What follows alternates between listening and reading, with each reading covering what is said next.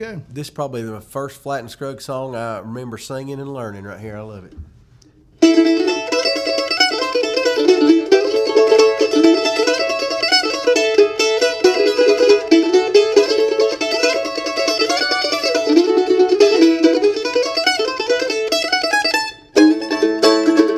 Well, I ain't gonna work on the railroad. I ain't gonna work on the farm. Gonna lay around the shack till the mail train gets back.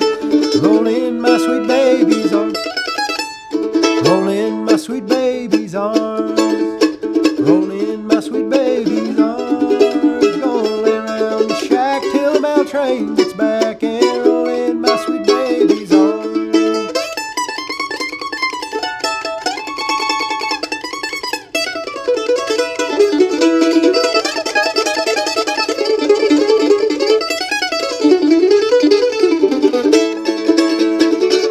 Well, I know your parents don't like me. They drove me away from your door. If I had my life to live over, I'd never go there anymore.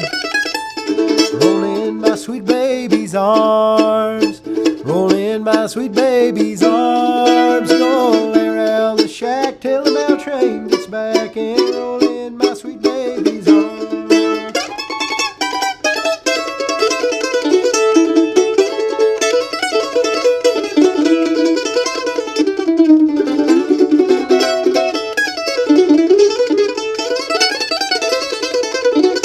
Well, Mama was a beauty operator. Sister could weave and spin. Well, Daddy owned interest in the old cotton gin. Watching that old money rolling.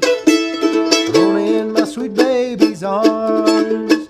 Roll in my sweet baby's arms. Gonna lay around the shack while the mail train comes back.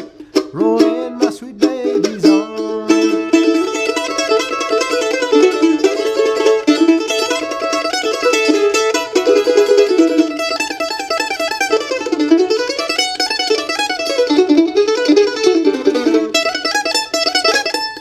Where were you last Friday night while I was lying in jail? Walking the streets with another man, wouldn't even go by bell. Roll in my sweet baby's arms. Roll in my sweet baby's arms. Gonna lay around the shack till the mail train comes back. And roll in my sweet baby's arms. Get out of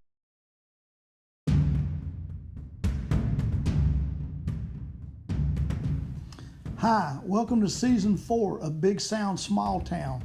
I'm your host, Sandy Carlton.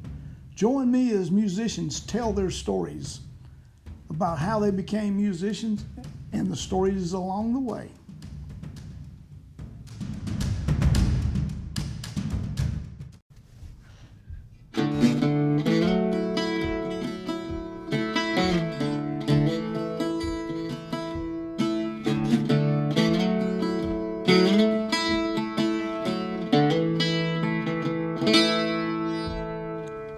miles and miles of hard ground till you lay your body down. Soon as morning rolls around, you're up and gone again. Kinda free, kinda trapped, wanna smile but gotta laugh. It all kind of overlaps when you're out here in the wind. A little older and younger than you ought to be. You've seen too much, not as much as you thought you'd see. Well, some men see a hill and feel like they just ought to be on the other side. The good Lord made the rambler, but the devil taught him to ride.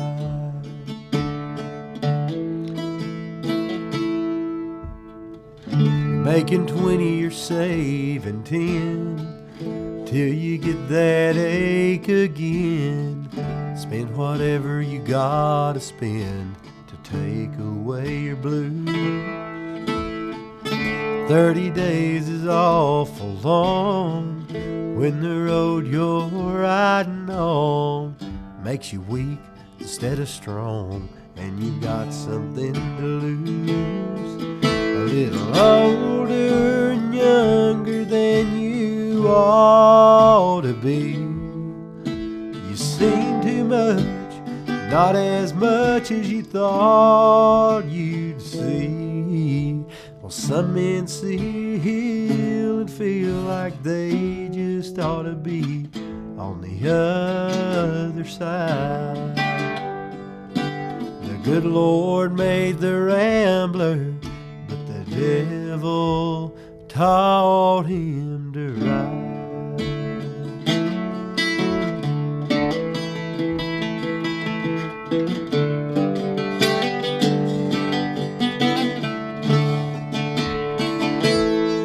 A little older and younger than you ought to be.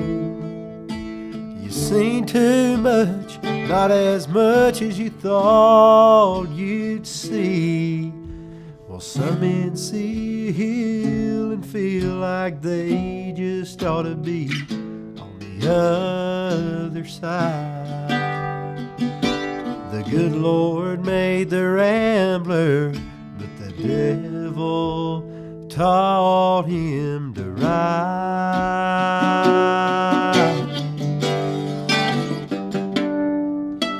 The good Lord made the rambler, but the devil taught him to ride.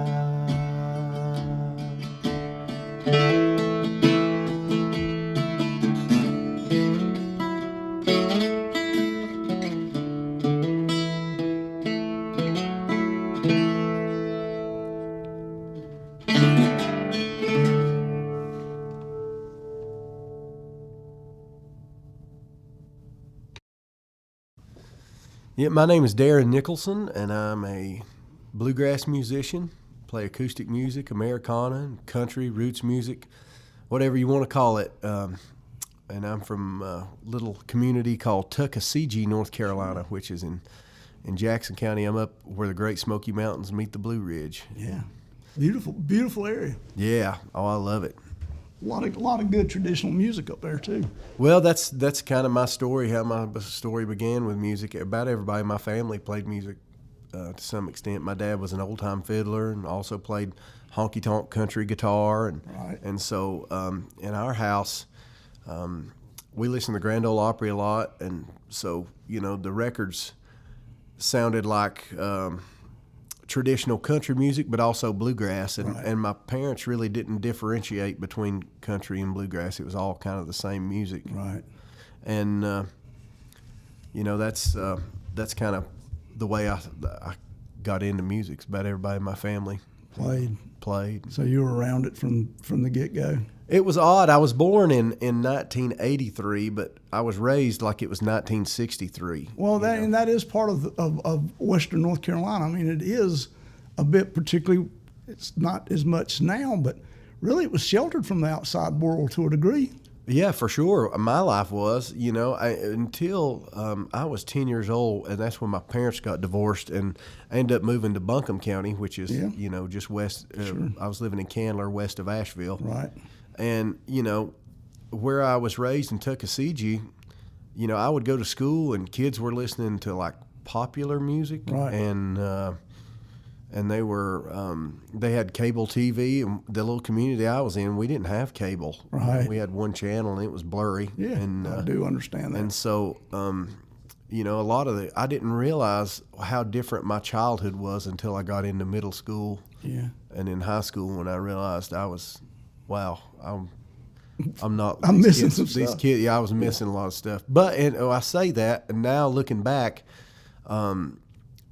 being raised like I was, basically we were hunting and fishing and in the woods or playing music. Right. And the only entertainment we had really was like the radio. Yeah. And I know I sound, you know, You sound like you're my age. I'm 70, Yeah. and I grew up the very same way. Yeah, you know. well, that's what I'm saying. It was a little different existence, and I didn't realize how different it was until I got older. But now I'm kind of thankful for that, because I was introduced to all this roots music, which I don't know. It runs much deeper into your soul than a lot of popular music. You know, a lot of fad music, and so I'm thankful for it now. It was a little odd adjusting and going to. Oh, I'm sure it was. Yeah. And having a real thick Southern mountain twang, you know. I understand. I came out of Winsboro, South Carolina, which is if you look and find the middle of nowhere, that is it. You know, it was no TV.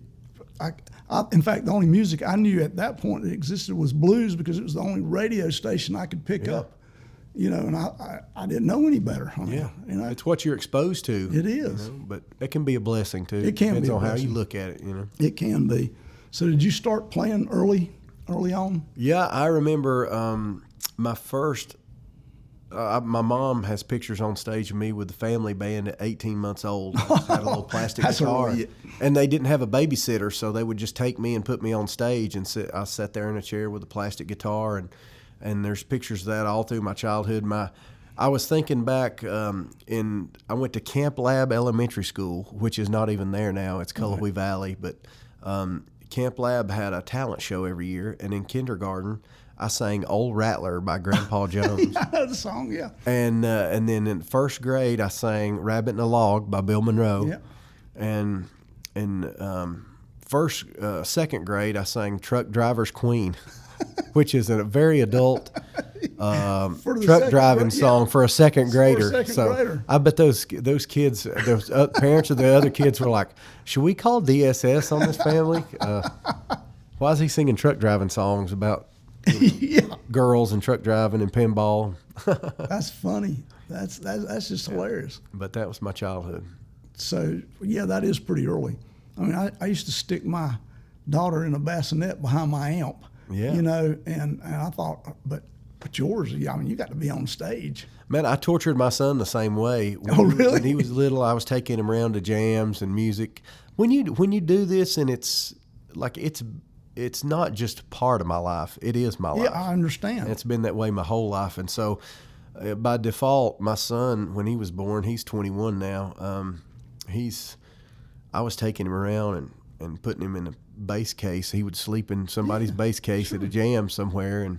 And so he, you know, but there's such a community with old time music and bluegrass and jam sessions. It's such a welcoming place. It's a safe place to take It's a safe place, yeah. And it's not a bad experience. It's a great experience. Yeah. I mean, probably mine would tell you it was a lot of times, and a lot of times it wasn't. You know, because my children grew up the same way, and you know, it's they still come hear me play, so I guess it didn't totally. Oh yeah. You know, so. Well, kids today, it's a different thing. You know, being around other people.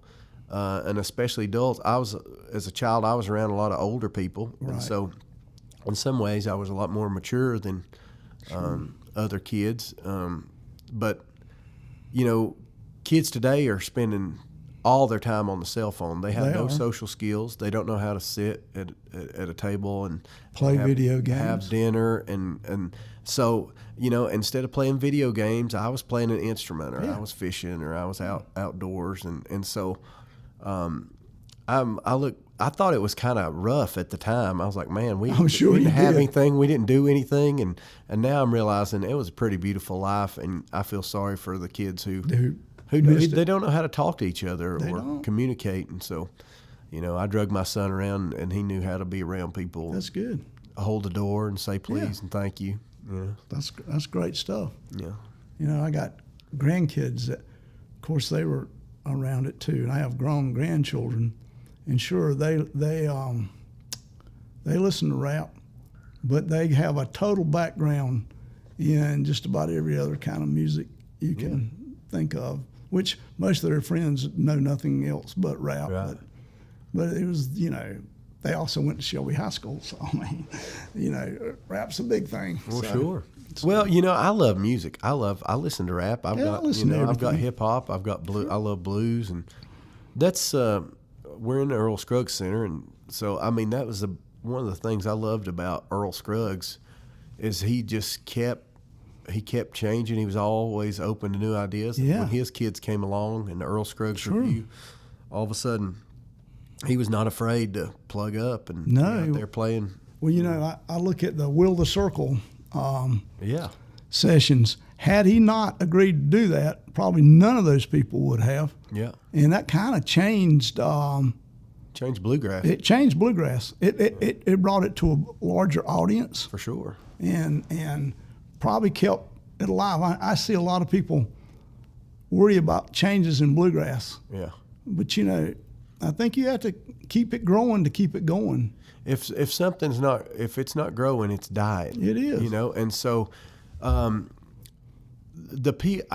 think a lot of those people they want to keep it small. They do. They want to keep it's almost like they want to keep bluegrass a secret or keep it to themselves. And I think part of it is because I've seen them get pissed when they've been go support a band and it's $10 a ticket. Well, then the band starts having some success and they're $40 a ticket. Exactly. They're like they get mad at them. Yeah, they do. And it's like that you should be happy for them. Sure. They don't, and I think a lot of promoters they don't want it to grow. Oh, promoters don't. Because if they can get a band for $2,500, they want to keep paying them that as opposed to paying $10,000 when they so promoters and some of the fans want to keep it small, and it's hurt the industry. It's hurt the musicians, and it's hurt the growth of bluegrass. That's something I always loved about what Earl Scruggs and Bill Monroe did. These people who are so staunch traditionalists who want to follow Bill Monroe and Earl Scruggs. Well, if you really want to be like Bill Monroe and Earl Scruggs, what you'll do is grow the music and you'll try something different. And you don't. Earl didn't learn to play exactly like somebody else. He came up with his own thing, and he was a revolutionary. And so was Bill Monroe. So if you really want to be like those people, then don't do their songs. Right. Do their own songs just like they did. Yeah. And don't play just like them. Do your own thing. Sure. And so to me, that's the spirit of this music is change. I use bluegrass, and we live in North Carolina, so this is a pretty good analogy. Beach music, shag music. Yeah. You realize that is dying a hard death and will be dead soon. Yeah. Because no young people play it. They haven't geared themselves towards a young audience. They haven't expanded their audience. And it'll die. And their audience is old now, and it's going to die. Also, most of the songs, I mean, they don't have the songs anymore. And the beach bands I know are all pop bands. Yeah. So, I mean, but bluegrass is doing better. Bluegrass is doing better, but it's at that place too, and has been, where if you keep singing about cabins and singing about how life was 100 years ago, you're not going to get young kids interested. You're not. You have to sing about life. You have to change the music. You have to, be open-minded to, different instrumentations. And I love bluegrass with drums. Yeah. And the early bands that did that, Jim and Jesse, the Osborne brothers, see, Rocky Top has drums. Actually, a lot of the Flat and Scruggs had drums. Exactly. People just don't want to believe that. They don't. I think when they think of drums and bluegrass, they think of like Styx or Motley Crue with somebody like spinning over the stage in a cage with pyrotechnics. But it's hard to get any more acoustic than a drum. I agree. And that's what makes the music dance. Jimmy Martin loved it. He always wanted. He said, "Man, having that beat." That's another innovator. Dance. Yeah, that's another guy who didn't just stand straight with traditional bluegrass. Well, all the old guys, the Stanley Brothers, Reno and Smiley, Flat and Scruggs, Jim and Jesse, the Osbournes, Bill Monroe, all of them. They knew that they all tried to sound different. True. And one thing that's hurt bluegrass over the years is all the bands try to sound the same. Oh, they do. When the Lonesome River Band came out, and I love that band, every band in the world tried to sound like they did. And and it's like from a fan music standpoint, that's fine. But if you've got a business, if you treat your band like a business, you have to have a different product. Yeah. And Bill Monroe, those guys, they weren't selling the same thing. No, they weren't. They all had their own thing to sell. And so that's where, when you see innovative bands that come out that don't sound like anybody else, like the infamous String Dusters, or Steep Canyon Rangers, or Balsam Range. Balsam Range is unique, you know. But Cadillac Sky, whatever, those sound like more progressive kind of bands, but at the same time, they're just not trying to rehash beat the dead horse, you know. Billy Strings. Yeah. You know, people want to hate on Billy, and Billy, he pays his dues to the traditional stuff, but then he'll stretch it. You got to do your own thing. You do. You know. You know, I mean, I've never seen so much hate since early Newgrass on an artist. You know, they want everything to be the same, but a wise man told me one time. He said, if two things are exactly the same, one of them isn't necessary. Well, that's a pretty wise man. That's a pretty wise man. That's what I'm trying to do in my career, is take a guy who does it the best, I think, is Marty Stewart. But I'm trying to take my roots and the things that shaped me as a child and all through my youth. And you'll hear shades of that in my music, but I'm also trying to write new songs and write modern songs that aren't about cabins and logging and mules and so that's it. You can have a foot in the past with also a foot, you know. I think that's the best way to be successful at it. Yeah, you know, to leave something that matters when it's all said and done. Well, when you hear even like an original song that I've written, you know, it might sound like something from yesterday, but I'm trying to do it in a different, just a different spin on it. Yeah, and I think that's what you have to do. I really do, because there again, you don't grow, you go. You know what I mean? Yeah. So if something's not growing, it's dying. Yeah, I mean, and we'll take another thing with you while we're on you. Yeah. You know, I've also seen you with Telecaster in your hand, which is not a traditional bluegrass music. No, instrument. well, like I said, you know, we grew up listening to Grand Ole Opry, and so when Earl Scruggs would come on the Grand Ole Opry, or Bill Monroe or the Osbournes, my dad would be like, "Hey, I like this. This is really good." Right.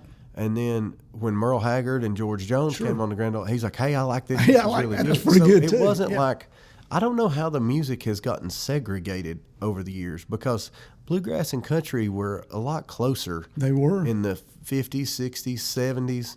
And then all of a sudden, it's like they drew a line in the sand and said, "Hey, this is bluegrass. This is bluegrass. This is country." And usually when somebody's telling me what bluegrass is, it's somebody that grew up in New York and didn't even discover bluegrass until they were 60 years old. And all of a sudden, they've got a few albums and had a few conversations in a bar, and they're an expert on bluegrass, as opposed to somebody like me who lived it. I've lived it. Yeah. You know? And so those people, I kind of take them with a grain of salt, but those seems to be the ones that always have enough time to write the articles and complain about things online and tell other people what bluegrass is or isn't. But it's just music. You know, Flatt and Scruggs never called their music bluegrass. No. They called it country music. They did. And I think why? Because they played country music from the country for country people. Yeah, they did. You know, country people bought those records, and so it wasn't. And they didn't want to call it bluegrass because Bill Monroe was playing bluegrass. Sure. And that was their little. And also particularly once they left, when it was Flatt and Scruggs. Yeah. Then they definitely didn't want to do the same thing. Exactly. Yeah. And and it's part of the reason. It's just a smart business thing. Yeah. It's like if two companies make the exact same car. Yeah.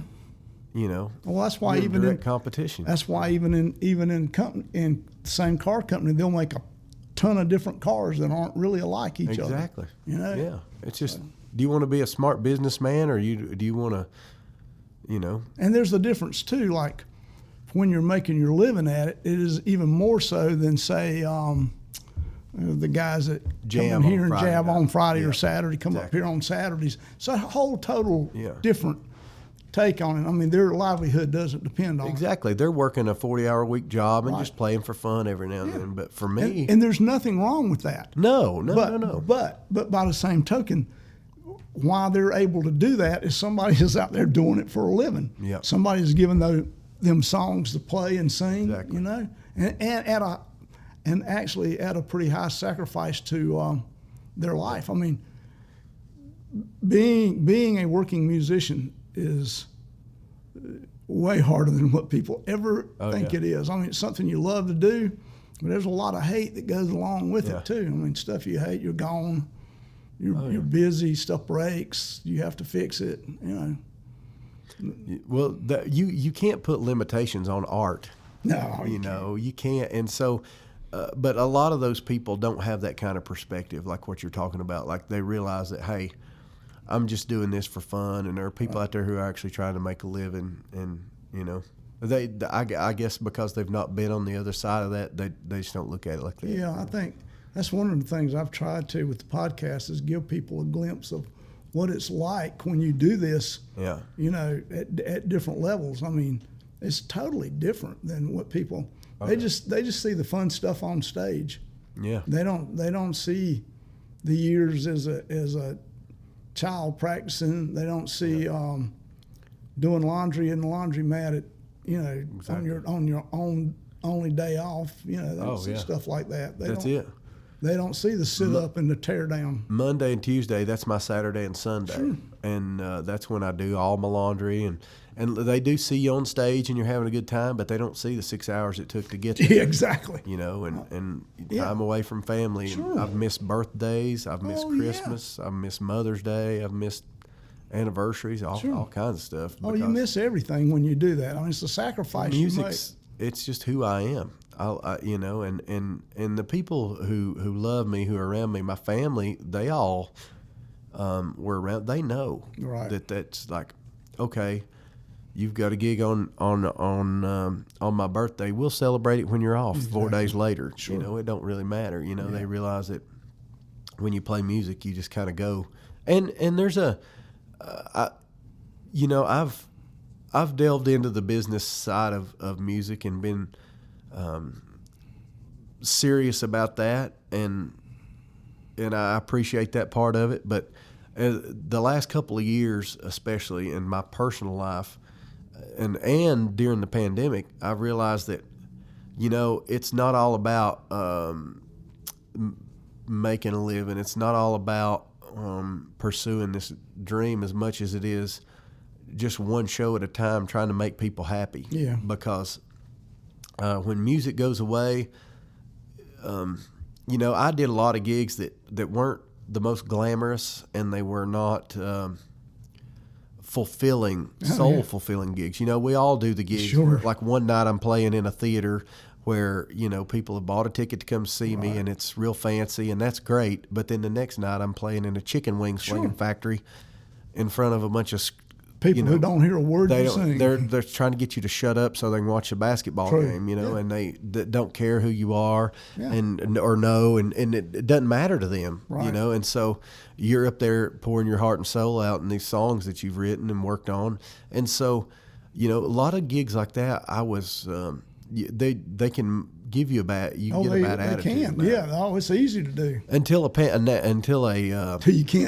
pandemic comes along and you can't do it. Like, man, I miss getting to do Rocky Top and the chicken wing slinging factory, and so it gives you perspective, and you realize it's not all about you. It's about, there's a lot of shows where you're all the shows. I mean, my job is to make people happy and to be an entertainer, spread joy. You know, and it's not all about the art, and it's not all about me, and it's, you know, it's about sharing music with other people and making them happy. And if Rocky Top or whatever that we've done 1,000 times, if that's what somebody wants to hear and it makes them happy, let's do it, and let's do it with a good attitude.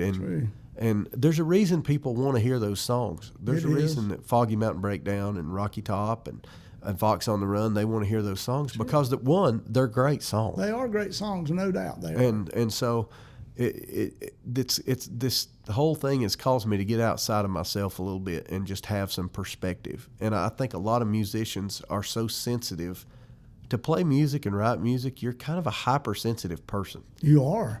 I mean, truthfully, most songwriters, it would be easier for me to sit here naked in front of her than it is to do a new song for her. I could sit naked in front of you better than I could sit there and do a brand new song. That's you it. know, my feelings are on the edge there when it's something new. Oh yeah. I mean, I did one this past weekend, and I sit there on edge like, oh, is this going to even work? You know, thankfully I didn't know very many people, so. Well, but that's just easier. It's easier. I have a hard time playing for people I know more so or care about than people complete strangers. Sure. Oh yes. You know. Well, I think that's most Yeah, I people. think it is. But you know, we're sensitive people. That's where these songs come from. Yeah. That are with depth. You know, and so if you're not careful, you can, as a musician, you can make everything about your feelings. Oh, you can. And like, this gig's all about me, or how many people are going to be here? Are they really listening to my new song? Are they buying my record? And it's like, you know, you got to get to do the audience justice. You got to get outside yourself and be there for them. You know, and it's hard. It's hard for me to. It don't come natural to me, so I'm having to work on that. But I'm getting better at it. You know, you were just saying, and something that's true. Every musician that has original stuff, that does original stuff, there's always that doing cover song debates, you know?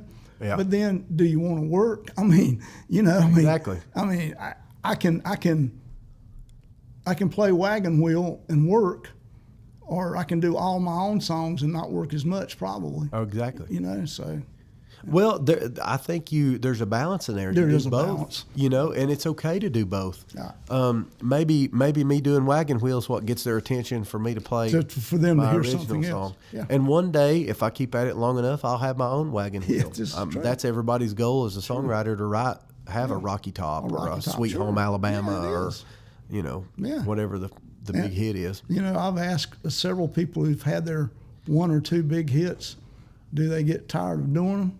When I've never had one say, no, I don't really, I hate to do that song. Yeah. No, particularly the ones that, if you got take a guy like John Prine, well, he's got a ton of them, so he wouldn't count. But you take a guy who has one or two, well, they're tickled to death. I mean, Achy Breaky Heart, I guess Billy Ray does that thing and loves it to death, you know? All the way to the bank. All the way to the bank, yeah, that's true too. Which does make you like something that you wrote better. Yeah. You know? Because one of the crappiest songs I ever wrote actually wound up bringing me the most royalty, and I didn't really like the song. I still don't really like the song, but I still do it. You know? Of course. You know, it works that way sometimes. And you don't know what's going to be the hit with people either. Oh, I'm terrible. I mean? I'm the worst at that. The song that I really like the most, or the one that I'm attached to, don't always do it. No. Yeah, so that's going back to what I'm talking about, like being so within yourself as a musician or an artist. I cannot trust my own feelings and judgments. You know what I mean? Yeah, I do. I really do. And I've hurt myself with that before. Like, man, I know this song's going to kill, and people they just don't care, and then you do another song and they just love it. Yeah, and you don't know why. I don't really know.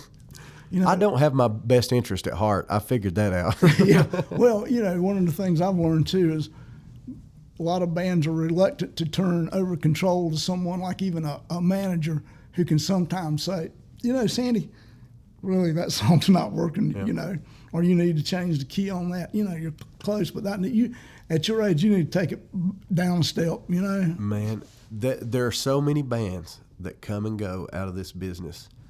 And the ones who persevere are the ones who make it are the ones who persevere. Yeah. And the biggest part of perseverance is being able to bend. You know, it's just same way with a tree that's planted in the ground. If it's real stiff and rigid in a windstorm, it'll break every time. But if the limbs are willing to bend and they're rubbery, it'll make it through a bad storm. Yep. And so the more rigid you are in your thoughts of music, the business, and control, the worse off you are.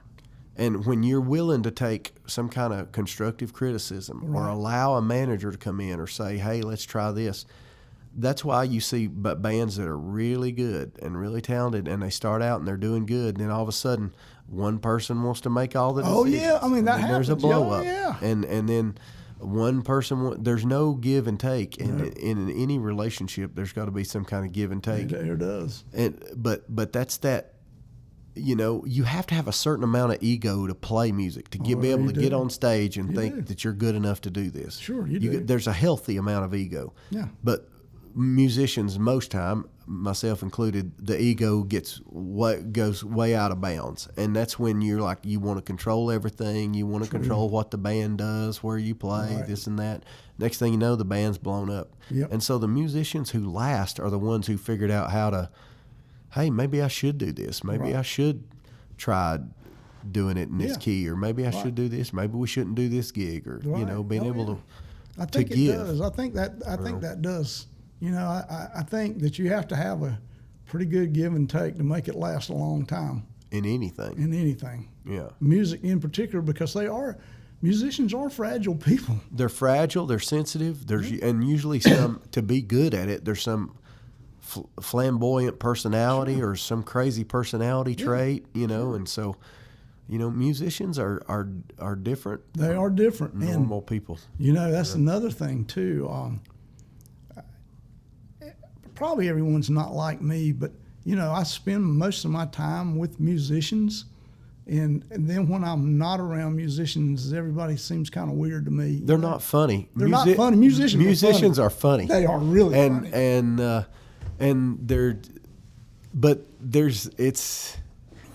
I'm totally with you. When I'm around just normal people, they're boring to me.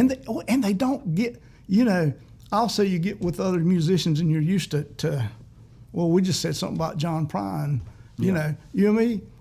That's no big deal. That's a conversation we could have, but I could have just said that to someone else and I would have just been wasting my breath. Yeah, who's John Prine? Yeah, who's John Prine? I don't get the analogy there. He's got so many. It's like, well, because when the music bug bites you, it's like it's in every fiber of your being. It's who you are. But I tell people this and they never believe it. It's also a bit of a curse. I mean, I'm 70 years old and I still like to go out and play about as much as I ever have. You don't ever get rid of it. I've retired like 5 times from the music business, and it's never. I just don't take from me. Yeah, you can't get away from it. And it's. I don't know what to do either outside. I mean, if I'm playing, I can do all my other stuff that I have to do. But if I'm not playing and I decide that I can't focus on something because my whole focus has been music. I got a song I need to write. Well, if I'm not playing, why am I writing this song? Yeah. It's like people who play golf every day, who choose to leave their family and whatever. They play golf they love it. They do. You can tell when somebody loves something. They do. You can. And like you say, it is a bit of a curse because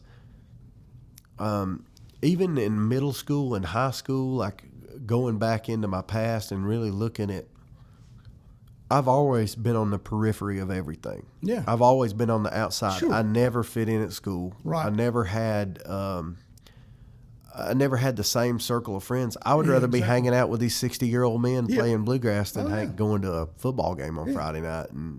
And so there is a bit of a curse to that because you end up running in different circles. So you do, and it can be lonely too because when, like you're saying, when you're with a group of normal people and then all of a sudden that don't feel right. It just don't. I mean, I don't know. I personally really have a hard time figuring what I'm going to talk about. Yeah. Stuff that I take for granted around other musicians. Yeah. And I can talk about non-musical stuff with other musicians. Yeah. But you can't talk music stuff to non-musical people. You can't. You can't say. True. You can't say, man, I saw this mandolin today that I would just give anything to have. Okay, that's great, man. Go get it. Well, it's not exactly like I can go get it, You don't understand. This means the world to me. This means the world to me, and I'm telling you, like, okay, next. Oh, okay. I'll give you a prime example. Mary Beth and I went to Earl Scruggs' house last week to bring back. They were getting rid of the contents, and they brought back tons of stuff. Well, they let me come up here and look at it. I'm saying that they told me I could. So anyway, it was great. It was like his Grammy for the Will the Circle record. It was pictures that he had his whole entire life. I could have sat there all day looking at pictures of young Earl Scruggs and Earl Scruggs with everyone you can think of. And there was just tons of that stuff. Who can I tell that's not a musician? That'll get excited about That'll it. get excited. You'll be let down. No, a guy I play with, his daughter she's a banjo player, but a guy I play in a band with. And I hit her up because she's a young person learning banjo. And it just, it just tickled her to death where any of the other people I know, yeah, that's great, man. I'm glad you had a good time. Nobody said, what did you see? It's like being a baseball fan and getting to go through Babe Ruth stuff. You know what I mean? But who you going to tell that? It's not a fan that can really understand. You have to get with another baseball fan. Yeah, you do. Yeah, you do. Chuck Brodsky. Yeah. Chuck? You know Chuck? I don't know if I know Chuck. Chuck. Yeah, I do. Yeah, I do. Chuck's from somewhere near Asheville. Oh, yeah. And he writes baseball songs a lot, Yeah, I know Chuck. So I sit and talk baseball with Chuck one time when we did a festival, and he was pretty fun to talk to about it. But then we wound up on music stuff, so. There you go. Because I asked him, had he ever, then we go, well, you ever sang the national anthem somewhere? He said, yeah, Cubs game. So. Oh, I love the Cubs. So that would be fun. When we finally got cable, there were two super stations, TBS, and they would air the Braves games, and then WGN, and they aired the Cubs. Yeah, I would watch the Cubs every day. I got so frustrated with the Braves losing that I would just watch the Cubs because I knew they were going to lose. Right? They didn't let me down. Yeah, no expectations. There's no expectations, but I stood on the field with a band. I didn't actually really sing. I was just part of a band that did a Braves national anthem one time. I was the bass player, so I didn't really sing. But it was still fun. Out. But I got to go down there and just stand there in a Braves uniform, Braves jersey, and that's good enough for me. Sang. Yeah, it's close enough. That's we're talking about this music thing just kind of engulfing you, and that's why I'm still I'm really in a creative period right now where I'm recording a bunch of music. I'm writing a bunch of songs. I've got a songwriting session this week that I'm going to be doing on Thursday, but I'm working on 30 demos. Wow, I've got 30 brand new songs that I'm demoing right now that I wrote over the last 2 or 3 years. They pandemic songs. A lot of them are. Yeah. But we wrote them over Zoom. Yeah, I did a lot of that too. Yeah. But I'm getting them all demoed to start pitching them, and so my goal is to get my whole catalog recorded and caught up. And so that's good. That's busy stuff. Of that. And then I just released a record back in November called "Man on a Mission." Yeah. And I was going to get you to talk about that. And that's it's an electric record. It's all songs I wrote, and it's more of a country rock record. Right. And so, in the spirit of Bill Monroe and Earl Scruggs, I'll keep pushing. Right. I want to keep pushing the boundaries. And it's a fine record. I've listened to it. Well, thank you very much. I like it. I like it a lot. I made records I produced on my own. Yeah. And I know what they sound like. So I wanted something different, something out of the box where people weren't something that it was expecting. Different, but it was good. I enjoyed it. I thought it was good stuff. Well, that's my goal. If somebody like Daryl Scott or Marty Stewart or Tim O'Brien, they're classic cases of me where they might do a bluegrass record. True. And then the next record might be Mississippi blues or California country or, it might be a gospel record but I know when I get a record from one of those guys, it could be it could be anything, but I know it's going to be good. Yeah, true. And so that's my goal. That's what I want to do. Is while make we're on Marty, records. I got to ask you ever seen Marty's neck? Huh? Me neither. But Mary Beth has a picture of him in a V-neck T-shirt. No kidding. Or she says she has. I haven't seen. She's the only one. She's the only one I know. I've never seen Marty's neck. That's hilarious. He always wears those scarves. Yeah, he does. I love his music. I love his guitar playing and mandolin playing. And he has such a good band. And he's had the same members of that band from the get-go. Well, Chris Scruggs, Earl's grandson, is the bass player. Yeah, he is, which is really cool. Marty's probably my favorite mandolin player. Really? Really? Yeah, he sure is. Marty's awfully good, and he was awfully good even as a kid. I like him because he's just got his own style. It's so unique. I love Sam Bush, and I love Tim O'Brien, and of course Bill Monroe and Jesse McReynolds. Those were my early influences. But Jethro Burns, love Jethro. Yeah, I love. But Marty has such a. He does have his own take on it. I love Adam Steffi. When Adam came out in the early '90s, there's a classic case of. He had his own thing and was very good, but then every young mandolin player that came along tried to sound they sound like him. Yeah, and there's no originality in it. There's no spirit in that. True. And so Marty has his own thing. It's so original, and there's such an attitude in his playing. That's what I like about it. While we're talking about young bluegrass, young bluegrass guys I see today can play a million notes. Probably they could get by with like 800 instead of a million. Yeah. But I figure they'll at some point figure that out, right? I mean, is that going to be the case? Some of them will, and some of them won't. I see, and some of them are really, really incredible players. Yeah. It just doesn't really fit the music. I mean, I think it's a maturity thing. And my playing, is. I feel like I'm playing better probably in the last 2 years than I ever have. And it just comes in time when you get older. Melody. Just play the melody, and you can play the melody embellished, but sure, at least that kind of thing. I think that's youth and just you can never go wrong playing energy. melody. Yeah, that energy's got to go somewhere, and it's unbridled. When they're I'm the same way. I wanted to play everything super fast and a million notes and everything. And the older I get, the more simple my music's getting, and I lean toward that. And there are musicians who play to other musicians who only care about that, and you cannot make a living doing that. No, you can't. And you have to play music for the people. That's what I love about I never was a big fan of his singing, but Bob Dylan's music is very. It's simple, it's for where the general public can consume it, right, and understand it. Merle Haggard's music was 3 chords, and just real simple, and it's the older I get, the more I'm boiling it down to like the basics. Yeah, and I think that's right, particularly if you want your music to be heard. I think that's. Because listeners, and this sounds terrible, but listeners a lot of times are exactly what they are. They're listeners.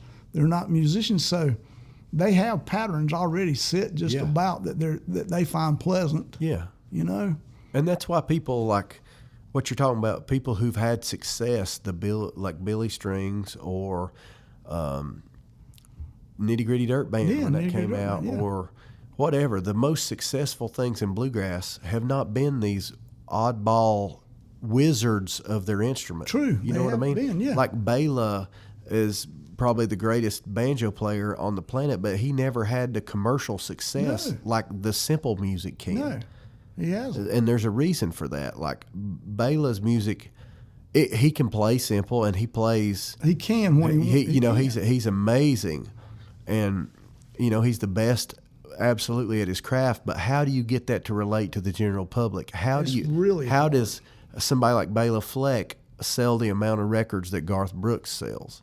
And so that's why, I don't think Bela's trying to. I think he's figured out this is who I am, this is what I do. But I'm asking that question in general. Yeah. Like, how do you get something? That's why it's more important to me to play for the general public than other musicians. And bluegrass is the only music form where a lot of the fans play at some level. True, they do. Oh yes, But I don't think about that. I don't sell music to bluegrass fans. I love bluegrass fans, and I hope they come see me. But bluegrass fans, a lot of times, if they got a record they like, they'll burn a copy and send it to 75 of their friends. Yeah. And they just kill your business. They do. And I've done the same thing. Sure. I'm guilty as anyone else. We've all done that. But like real music fans and the general public, they'll support an artist. Yeah, they will. They'll go buy their T-shirts. They'll buy their hats. They'll do this. They'll do that. But in bluegrass, there's always been this competition of like, well, I'm as good as this next guy. I'm not going to buy his merchandise when I'm as good as he is. That's how they think, you know. Yeah, it is. And so bluegrass it's a little harder to crack into the bluegrass world. Yeah. Just playing to bluegrass people. That's why if I play to bluegrass people, that's fine. But I want to take bluegrass to the general public. Right. That's my goal. Yeah. Because once they're exposed to it in the right way, a lot of times they like it. I mean, that was Flat and Scruggs. You talk about take it to the general public. Yep. That's what they did. Carnegie Hall, wherever, people who, and this is the biggest compliment we get with Balsam Range is, I hate bluegrass, but I like your band. Yeah. You know? I mean, that is a big What that big tells compliment. me is there's a misconception about bluegrass, one, and two, that they're not exposed to it. True. You know, people just aren't. And so I would rather take bluegrass to a non-bluegrass crowd and just expose them to this, what I think is incredible music. That's a good slant. You're the first bluegrass person I've heard say that. You know, that's pretty cool. But you're right about it. Is the thing, because I didn't even think till you said it that most bluegrass fans play themselves. They play to some level. And in their mind, they're as good as J.D. Crowe, even though they're not. Yeah. But they're just not going to go, they were not going to support him like a fan would. Sure. They'll go spend $200 at Brave Stadium and get foam fingers and all this stuff, but they'll go to a bluegrass show and they won't spend a dime. That's true. You know, and it's about kill the industry. Yeah. You know? It does. I mean. And so instead of trying to be within the bluegrass industry, I would just rather take bluegrass somewhere else. That's a good idea. Well, I tell you who was great at that probably would have been Seldom Seen. They took that to a Washington, D.C. audience, basically, and sold a bunch of records. Yeah. Just because they did not play a lot for the. They weren't fishing the same hole. No, they weren't. No, you only catch so many fish fishing the same hole, and I want to fish a different hole. I had Faisal Starling, John Starling's wife, did the podcast, and she was talking about how fun it was to be the bluegrass band in Washington, D.C., and how it morphed into really bigger than they ever thought. Yeah. And that they would get, she said, we couldn't believe we were making this much money playing bluegrass when we knew all these people who would come stay with us was not making anywhere near that, you know? Yeah. And it's because they took it to a non-bluegrass audience. Yeah, oh, exactly. I mean, Washington, D.C. at that time, it was them and no one else. It's like taking a product, you know, to a customer that, you know, it's like taking and selling water to a guy who's been on a deserted island. Yeah, it is. You know what I mean? I mean, it's pretty easy. And I'd rather do that than to go. Sure. You know. And that's what she was saying was a really good part of it, and you know, and then she said it even made it better when they would take theirs to the traditional places. Yeah. Then nobody saw them they hadn't seen them that much, didn't see them that much, so all of a sudden they were excited about it. Yeah. So, exactly. You know, so it can happen. It can happen. There's ways to do it, and there's different ways to approach the business. Some people make a living doing blue-collar bluegrass where they're just playing square dances and private parties and birthday parties. I do that a lot. I feel you know how many contra dances and things I fiddled at too. Yep. Particularly when I was learning, I so many things for, you know, I can play Sally Gooden like 80 different ways because I was bored to death playing it, you know. Yeah. And I learned real quick that's not how I wanted to spend my life. Yeah. You know, I don't want to be the old time fiddler at every fiddle convention playing the same 6 songs. And I'm lucky to where I kind of ease in and out of both worlds. You know, I get to go play shows that are ticketed events where people are there to see my original music, but then I go play birthday parties and play Rocky Top and play square dances, and like I say, after the pandemic, I've got a better attitude about all of it. I'm just happy to be playing. And well, I was kind of worried that I'm old now. I was wondering if I was going to live to play again. You know, it's like, am I going to get through this pandemic? Am I going to get COVID and die before I ever get to play another note beside on my couch? You know, but it happened. You got to, man, life is one day at a time. Yeah, it is. And just enjoy it. And just try to have a good attitude. That's what I've got out of the pandemic. Talk a little bit about Balsam Range since we're here. I mean, people know, they know that about you, Yeah. And 15 years this year. Really? Balsam Range. We started in 2007 in my kitchen. Really. 15 years January of 2007. Wow. And here coming up in April 28th of 2022, we're going to do a concert at Haywood Tech. And in March or April of 2007, we did our first show. There. It was a free show at Haywood Community College, and they had to turn people away. There were people sitting on the stage, and the fire marshal had to come in. And that's great. that's cool. Yeah, it was awesome. Well, it was a free show. If you'd have charged a nickel, there wouldn't have been enough for a good car wreck. But that's true. But that's true. We've been very lucky. We've had the support of the community. I think we're advantage of most bands. Most bands don't make it 15 years with the same five guys. Yeah, I agree. Yeah. I mean, that's another thing I was going to ask you.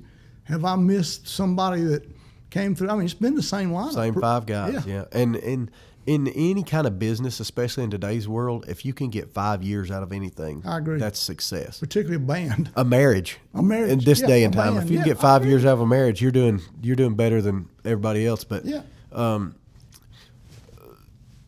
that being all from Haywood County and having the support of the community and just being there, the convenience of us traveling together and most bands are driving 2 or 3 hours just to meet each other and then go to the gig. That's Brooke and Darren live in Cherville. Yeah. Well, they have to meet up with their everybody that plays with them. I mean, they're having to meet somewhere. That's every band. Yeah, it is every band. And so Balsam Range is it's rare. Yeah, you're lucky that we're lucky, and so it's same five guys. And early on, we had the same kind of business goals. None of us. We all knew we weren't the best musicians and singers. That we just, but we felt comfortable doing. Like, these are guys that are pretty serious about the business part of it, and so it's been a good run. Yeah. We've had almost 50 number one songs, not 50 different number ones, but we've had songs, probably 25 or 30 songs that have been number one on different charts. So I agree. It's a good run. You've played. Is there any place you haven't played that you would like to play? I mean, you played everywhere with those guys. The only place I haven't played that I would love to is Red Rocks.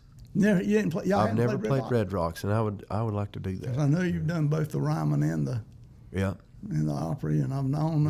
I guess that's everything. Got to do the Opry at the Ryman one time. A couple times. That's pretty cool. Winter. That's cool too. I mean, I've done both places, but not at the same time. Yeah. I mean, The first time I played the Ryman was in 2004.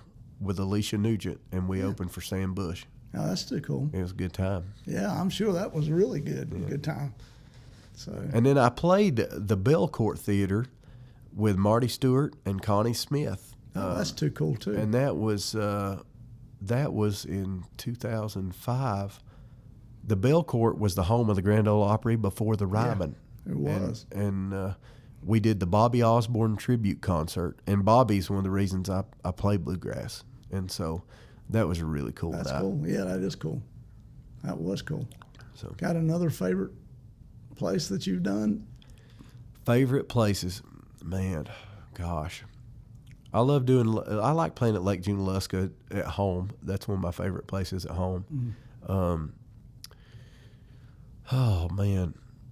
Grand Ole Opry, the Ryman. Yeah, I'm trying to think. We did a festival in Taos, New Mexico last year that I really liked. I love New Mexico. I think it's beautiful. Yeah, it's a great place. I mean, and then Telluride, Colorado. Yeah, Telluride's fun. We played fun. Telluride, and that was that was a real trip. That's a real trip, really. And Rocky Grass a couple of times in Colorado, just because those are beautiful. And then the other one, as far as beauty, the White Horse Bluegrass Festival in Darrington, Washington. And that's the stage looks right up against the White Horse Mountain.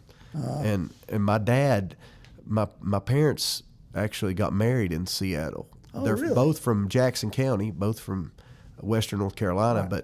but there's a whole bunch of Tar Heels that moved from Jackson County out to Washington to log.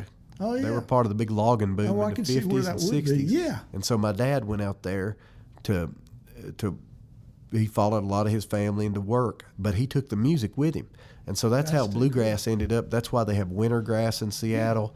But Cedro Woolley, Black Diamond, Everett, all those places around Seattle, Darrington, are full of Tar Heels. There were so many Western North Carolinians out there that they used to have a big festival called the Tar Heel Picnic. But just like the people from the South took the music to Ohio to work in the factories, or into Detroit. A lot of them went to Michigan to work in the automobile industry. True. They took the music with them when they moved out of the mountains, and so that's how it ended up.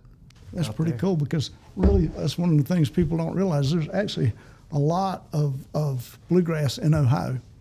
The only place they don't take it is South Carolina. South Carolina has never understood bluegrass. There's a few spots in South Carolina, but it's few and far between. Yeah, I mean, and no real big bluegrass act. And Afghanistan, I don't see a lot of bluegrass in Afghanistan. No, I don't think so. No, probably not. No, Cuba. Yeah, do you think they're angry now? Yeah. Put a banjo over there. Oh yeah. Let Dale sing. Let Dale sing over there early one morning. You know, I think for those people that would be an acquired taste. Sandy, thanks for having me on, man. Man, it's been great. Have we missed anything?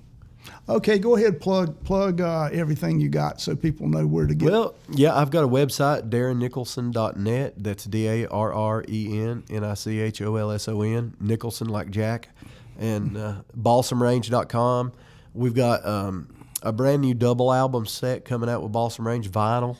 So we got new 15th anniversary T-shirts. On my website, I've got Man on a Mission, my brand new EP, as well as I've just released a brand new gospel project. Oh. And so pretty excited about that, and be looking for new music on the horizon. We're always recording. That's good. And then I'm going to be at the Earl Scruggs Festival on September 3rd, which is my birthday. Oh, that's I'll be 39 years old, and I get to celebrate my birthday at the Earl Scruggs Festival. They've got a killer lineup. I think that's in Mill Springs, North Carolina. It is. Yeah, and so I'm excited about that. So, all right. Well, I appreciate you coming. I'm pleading, come bring me some birthday cake, and lots of it. All right, you hear that? I'll replay this too. Right at this, we're going to play it, but I'll replay it. If nothing else, this snippet I'm going to play. So I like coconut and chocolate. All right. So there you go. He's put his order in. Actually, I've never met a dessert I didn't like. So I'll be happy with whatever. All right. Well, that sounds good. We're going to replay that when the time comes, so we'll make sure somebody gets that there. Again, thank you for driving down and taking the time to do this. It was my pleasure. Thank you very much. Appreciate it. Uh-huh. Here's a tune called Southern Ground.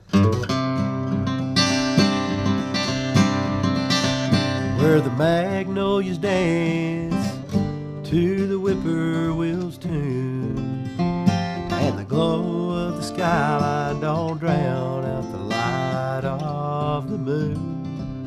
By the time you get back, well, I won't be around, 'cause I'm headed home southern ground.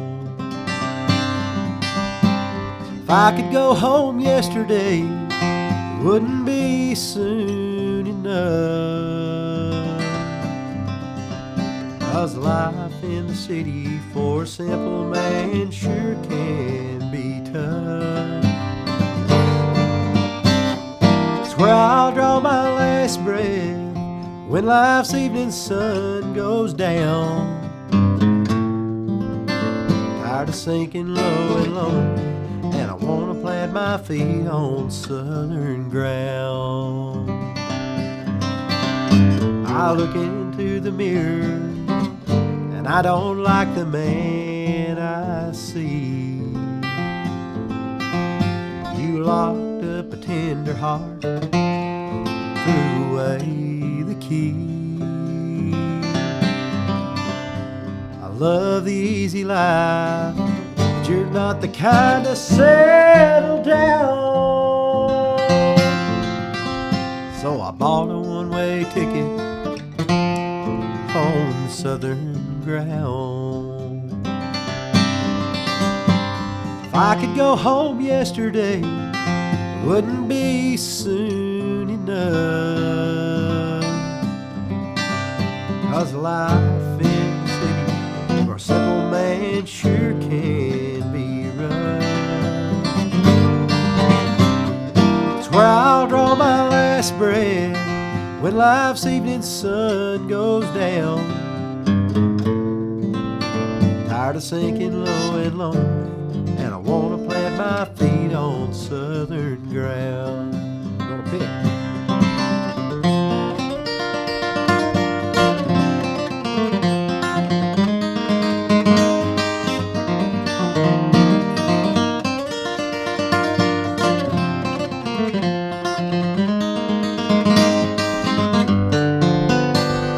It's where I'll draw my last breath when life's evening sun goes down.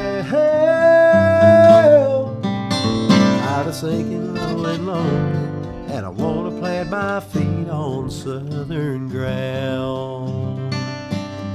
I'm tired of sinking low and lonely, and I wanna plant my feet on southern